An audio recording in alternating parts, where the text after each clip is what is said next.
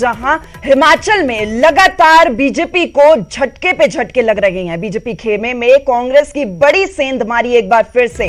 खीमीराम के बाद एक और नेता ने बीजेपी को अलविदा कह दिया। कांग्रेस में पूर्व पार्षद संजीव कुठियाला शामिल हो चुके हैं। हिमाचल कांग्रेस अध्यक्ष प्रतिभा सिंह की तरफ से उधर बड़ा दावा भी किया गया है कि वो बीजेपी के काफी लोगों के संपर्क में है। बीजेपी के काफी लोग उनके संपर्क में हैं और अब एक बार फिर से पंडित खीमीराम के बाद एक और नेता ने बीजेपी को अलविदा कह दिया और कांग्रेस में वो शामिल हो गए। सबसे पहले तो मैं पार्टी में आने का बहुत बहुत स्वागत करती हूं और जिस तरीके से आज आप देख ही रहे प्रदेश के कोने कोने से हमारे वरिष्ठ नेता जो भाजपा में रहे वो अपनी नीतियों को छोड़कर, अपनी पार्टी को छोड़कर आज कांग्रेस में शामिल होना चाहते हैं। तो ये दर्शाता है कि कांग्रेस आने वाले समय में कांग्रेस की सरकार अवश्य बनेगी और कांग्रेस ने जो काम किया है, कांग्रेस ने जो विकास किया है वो सभी जनता जानती है। लोग इस विकास के कार्य में जुड़कर अपना सहयोग देना चाहते हैं। तो रणबीर, एक बार फिर से बीजेपी से एक और नेता ने अलविदा कह दिया है, कांग्रेस में शामिल हो गया। कितना प्रभाव यहां पर, क्योंकि चुनावी साल है, लगातार इधर से उधर नेता जो हैं वो शिफ्ट हो रहे हैं। अब एक बार फिर से बीजेपी को तगड़ा झटका लगा है क्योंकि पंडित खीमीराम के जाने के बाद एक और नेता ने पार्टी को अलविदा कह दिया है। देखिए, कांग्रेस का ये जो है स्ट्रोक जो है अच्छा समझा जा सकता है, ना केवल वोट बैंक के लिहाज से बल्कि जो विधानसभा चुनाव है उससे पहले जो मनोवैज्ञानिक रूप से जो बढ़त लेने की कोशिश है वो यहाँ पर कांग्रेस ने की है। खीमीराम का जो है कांग्रेस में शामिल होना एक बड़ा संदेश इसका जाता है क्योंकि वो पार्टी के जो है अध्यक्ष रह चुके हैं, ये बड़ी बात है, और पूर्व में 2 बार विधायक रहे हैं और मंत्री भी रहे हैं। तो ऐसे में जो मनोवैज्ञानिक लाभ जो है कांग्रेस को इसका मिल रहा है। यहाँ शिमला में पिछले कल जिस तरह से मनोज कुठियाला ने कांग्रेस का दामन थामा है, उससे जो है एक संदेश यहाँ से कांग्रेस ने ये भी दिया है कि नगर निगम चुनावों के लिहाज से तैयारी किस तरह से कांग्रेस कर रही है और उसकी नजर सीधी जो है भाजपा के वोट बैंक पर है। एक अगर झाकू वार्ड की बात करें तो वहां पर मजबूत कांग्रेस जरूर हुई है। तो यहाँ पर एक तरफ से ना केवल सेंधमारी के लिहाज से एक मनोवैज्ञानिक लाभ भी जो है यहाँ पर कांग्रेस को मिलता दिख रहा है। दूसरा ये भी देखें कि अलग अलग जगहों पर जो कार्यक्रम कांग्रेस के हो रहे हैं वहां पर कांग्रेस जो है किस तरह से संदेश दे रही है। मनमुटाव भले ही है, गुटबाजी भले ही है, लेकिन जनता के सामने ये संदेश जो है दिया जा रहा है कि किस तरह से एक टीम काम कर रही है। जो कांग्रेस के नेता है वो एक मंच पर यहाँ पर आ रहे हैं। हालांकि भाजपा ने इसका बचाव किया है, वो ये कह रहे हैं, रणधीर शर्मा जो मुख्य प्रवक्ता भी हैं भाजपा के, उन्होंने ये भी कहा था जब खीमीराम शामिल हुए थे, उन्होंने ये कहा था कि इसके पीछे जो है निजी हित होता है और राजनीतिक लाभ, स्वार्थ की बात उन्होंने कही थी। लेकिन भाजपा कोशिश ये करती है कि उनका कोई भी कार्यकर्ता जो है किसी दूसरी पार्टी में ना जाए। लेकिन यहाँ पर कांग्रेस थोड़ी सी बढ़त लेती हुई नजर आ रही है। भाजपा भी ये लगातार कह रही है कि उनके संपर्क में जो है बहुत सारे कांग्रेस के नेता हैं, लेकिन कांग्रेस ये दावा कर रही है, कांग्रेस अभी भी ये कह रही है कि कुछ और जो है कद्दावर नेता हैं वो भाजपा के, वो कांग्रेस का दामन थामेंगे। तो एक संदेश यहां से दिया जाएगा कि किस तरह से कांग्रेस जो है अपना होमवर्क करके जो है घर से निकली है, उसको किस तरह से इंप्लीमेंट करना है। ना केवल सियासी समीकरण साधने हैं बल्कि जनता के बीच भी एक मैसेज देना है और संगठन के भीतर भी एक जो है मैसेज देना है। लेकिन इसके साथ ही एक अहम पहलू ये भी है श्वेता कि भाजपा के जो नेता हैं उनकी एंट्री तो जरूर कांग्रेस में हुई है, लेकिन कांग्रेस में जिस तरह की गुटबाजी रही है, इन फाइटिंग जिसे कहा जाता है, कि भीतर जो है कितनी परेशानी कांग्रेस को होगी ये तो आने वाला वक्त ही बताएगा। लेकिन जाहिर सी बात है इसके जो है सकारात्मक परिणाम कांग्रेस के लिए हो सकते हैं, लेकिन नकारात्मक भी उतने ही है क्योंकि लंबे समय से ये कहा जाता है कि कार्यकर्ता की अनदेखी जो है इसमें होती है। कोई पैराशूट लीडर जब आता है तो उसमें जो है भीतर खाने जो है नाराजगी भी रहती है। श्वेता, बिल्कुल रणबीर, क्योंकि प्रतिभा सिंह की तरफ से भी ये दावा किया गया है कि कई बीजेपी के नेता जो हैं वो उनके संपर्क में हैं, यानी कि ये जो लिस्ट है वो काफी लंबी है। बहुत बहुत शुक्रिया रणबीर, आपने तमाम जानकारी दी इस मसले पर। तो अभी कौन से नेता हैं जो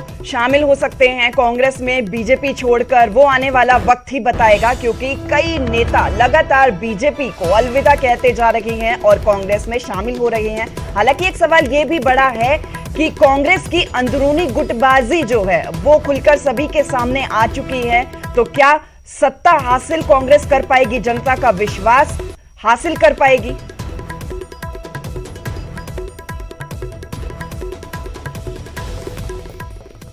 उधर कांग्रेस महासचिव और विधायक विक्रमादित्य सिंह जयराम सरकार पर जमकर बरसे। उन्होंने कहा कि सरकार किसान बागवानों के साथ भद्दा मजाक कर रही है। पिछले साल प्रदेश के बागवानी मंत्री महेंद्र सिंह ठाकुर की वजह से किसान बागवानों को करोड़ों का नुकसान हुआ, लेकिन उससे कोई सीख नहीं ली। विक्रमादित्य सिंह ने मुख्य सचिव समेत कई अन्य मुद्दों पर जयराम सरकार को आड़े हाथों भी लिया। बागवानों के और किसानों के हित में हमेशा खड़ी रही है। जैसा मैंने कहा कि आज तक का सबसे बड़ा प्रोजेक्ट 1400 करोड़ रुपए का world bank funded project Congress party लेकर आई थी, और उसकी जो इन्वेस्टिगेशन होगी, जब हमारी सरकार बनेगी, कहां पे वो पैसा लगा, किन अधिकारियों ने उसको गोल किया है, किन अधिकारियों इसमें उसके बंदर बांट में इन्वॉल्व है, एक एक पैसे का भुगतान होगा। And whoever is guilty will be held accountable and according to law उनके ऊपर कार्रवाई करवाई जाएगी। ये प्रदेश के बागवान और किसानों के साथ जो खिलवाड़ इन लोगों ने किया है, उसको हम कभी भी जो है वो बर्दाश्त। हरियाणा की खबरों की ओर रुक करते हैं, जहां राम रहीम को पैरोल मिली। राम रहीम पैरोल पर बाहर भी आया, लेकिन उसके बाद कई वीडियोस जो राम रहीम की सामने आई, उसके बाद डेरा समर्थकों की तरफ से ये कहा गया कि ये जो बाहर राम रहीम जेल से आया है वो नकली है। लेकिन इस पर अब राम रहीम ने भी अपनी सफाई पेश कर दी है और ये कहा है कि वो थोड़ा पतला क्या हुआ, लोगों ने उसे नकली कहना ही शुरू कर दिया है। तो खुद को नकली कहे जाने पर राम रहीम का ये बयान कि वो थोड़ा पतला क्या हुआ, लोगों ने नकली कहना अब शुरू कर दिया है। आपको बता दें कि डेरा प्रेमियों को राम रहीम ने संबोधित भी किया वर्चुअल मीटिंग के जरिए। संबोधन ये हुआ, कुछ डेरा प्रेमियों ने राम रहीम को नकली बताया था।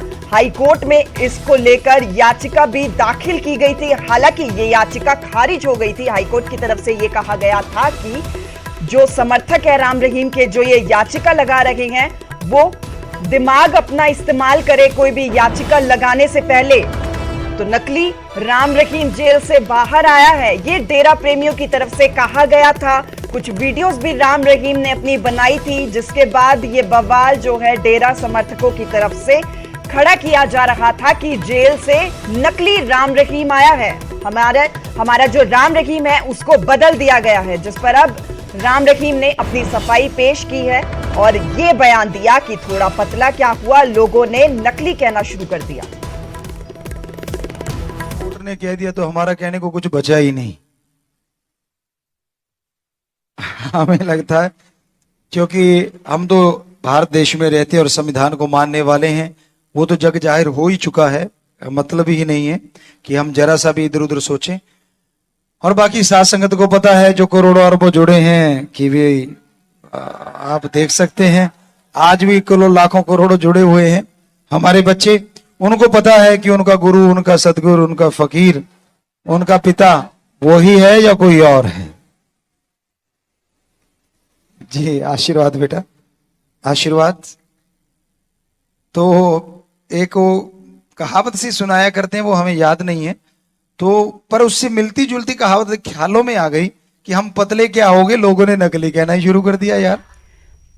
तो वही हिमाचल में कोरोना ने एक बार फिर से रफ्तार पकड़ ली है। शुक्रवार को प्रदेश में कोरोना के 438 नए मरीज सामने आए, जबकि 2 मरीजों की मौत हो गई। चंबा में 24 वर्षीय युवक और 55 साल के मरीज की मौत हुई। प्रदेश में एक्टिव केसों में 2000 से ज्यादा अब मात्रा हो चुकी है, संख्या यहां पर हो चुकी है। कांगड़ा जिले में सबसे ज्यादा 481 एक्टिव केस है और चंबा में यह संख्या 408 तक पहुंच गई है। हिमाचल में कोरोना से अब तक 4128 लोगों की जान जा चुकी है। मुख्यमंत्री जयराम ठाकुर ने लोगों से सतर्क रहने को भी कहा। देखिए, चिंता का विषय है निश्चित रूप से लगभग 1800 के करीब जो हिमाचल प्रदेश में एक्टिव केसेज आए हैं, और ऐसे में हम अब ज़्यादा फोकस होकर के काम कर रहे हैं। मैंने वीडियो कॉन्फ्रेंस भी सभी डिप्टी कमिश्नर और अधिकारियों के साथ की है, और स्वास्थ्य के साथ भी, स्वास्थ्य विभाग ने भी पिछले कल कैबिनेट जो थी, कैबिनेट में अपना प्रेजेंटेशन दिया है। केसेस बढ़ रहे हैं, लेकिन उसके बावजूद बहुत माइल्ड और उसके साथ साथ में हॉस्पिटल में एडमिट केसेस का नंबर बहुत कम है। तो कोमॉर्बिडिटीज वाले थोड़े से केसेस हैं, 6-7 केसेस का जिक्र कर रहे थे, लेकिन फिर भी उसके बावजूद भी हमको सावधानी के साथ काम करने की आवश्यकता होगी आने वाले समय में, क्योंकि नंबर तेजी से बढ़ा है।